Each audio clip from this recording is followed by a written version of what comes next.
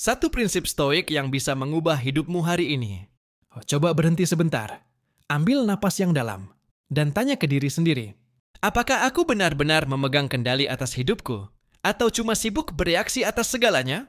Itu adalah pertanyaan pertama yang mengguncangku saat aku mulai belajar tentang stoikisme. Bukan dari buku filsafat tebal, bukan dari dosen kampus, tapi dari kalimat sederhana yang ditulis oleh seorang pria bernama Epictetus, lebih dari 2000 tahun yang lalu.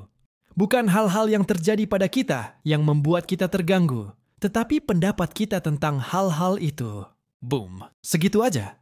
Tapi dalamnya melebihi samudera overthinking yang sering kita tenggelami tiap malam.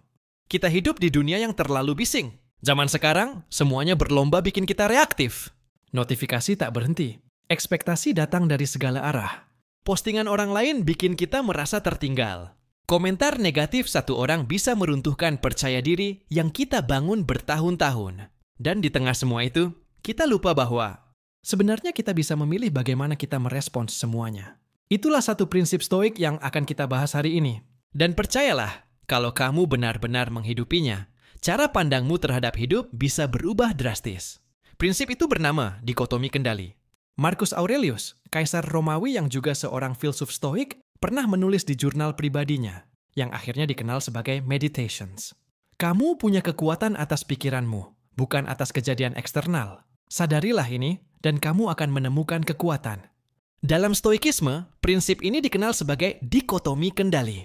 Artinya sederhana, ada hal-hal yang bisa kamu kendalikan, dan ada hal-hal yang tidak bisa kamu kendalikan.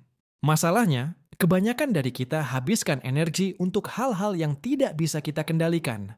Perasaan orang terhadap kita, omongan orang, masa lalu yang sudah terjadi, masa depan yang belum pasti, kuasa, politik, ekonomi, algoritma TikTok. Padahal, menurut stoikisme, ada satu wilayah yang selalu bisa kita kuasai. Respons kita, sikap kita, reaksi kita, pikiran dan tindakan kita. Bayangkan, kalau kamu hidup berdasarkan prinsip ini, kamu bangun pagi, niatnya semangat kerja, tapi bosmu marah-marah tanpa alasan. Kalau kamu hidup tanpa sadar, kamu akan marah juga, bete seharian. Tapi kalau kamu hidup dengan prinsip stoik, kamu tanya, bisakah aku mengendalikan perasaan bosku? Jawabannya, tidak. Bisakah aku mengendalikan caraku menanggapi? Jawabannya, ya. Dan saat kamu memilih tenang, kamu tidak cuma menjaga energi kamu. Kamu juga sedang membangun kekuatan sejati, kekuatan dari dalam. Latihan kecil, membagi dua dunia. Mulai hari ini, coba lakukan ini setiap pagi. 1. Ambil secarik kertas. 2. Buat 2 kolom. 3. Di kolom kiri, tulis hal-hal yang membuatmu khawatir atau stres. 4. Di kolom kanan, beri tanda. Kendali tidak dalam kendali. Kamu akan kaget melihat betapa banyak hal yang tidak bisa kamu kendalikan. Dan yang lebih mengejutkan, kamu tak perlu memikirkannya terlalu keras. Fokuslah pada kolom kanan, hal-hal dalam kendalimu, sikapmu, pilihanmu, tindakanmu, nilai-nilai yang kamu pegang. Dan tinggalkan sisanya. Jangan salah paham, ini bukan tentang pasrah. Stoikisme bukan ngajarin kamu jadi batu. Bukan berarti kamu nggak boleh sedih, marah, kecewa. Emosi itu manusiawi, tapi stoikisme mengajarkan bahwa kamu boleh merasakan, tapi jangan dikendalikan oleh perasaan itu. Kamu boleh kecewa, tapi jangan menyerah. Kamu boleh sedih, tapi tetap bertindak bijak. Itulah esensi dari menjadi dewasa, bukan? Kenapa ini relevan buat anak muda sekarang? Karena hidup kita sekarang lebih kompleks daripada sebelumnya. Tekanan dari sosial media, standar kesuksesan yang absurd, dan ketidakpastian masa depan membuat banyak orang muda kehilangan arah. Tapi stoikisme bukan untuk orang tua di masa lalu. Stoikisme adalah alat navigasi untuk kita di zaman modern.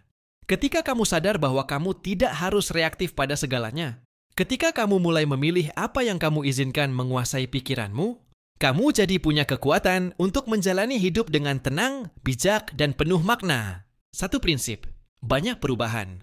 Kamu nggak harus jadi filsuf buat mempraktikkan stoikisme. Kamu cuma butuh satu momen kesadaran. Apakah ini dalam kendaliku? Ulangi itu dalam hati setiap kali kamu di ghosting seseorang, dapat komentar nyinyir, gagal dalam wawancara, nggak sesuai harapan. Overthinking tengah malam. Tiap kali kamu memilih merespons daripada bereaksi, kamu sedang membangun ketenangan.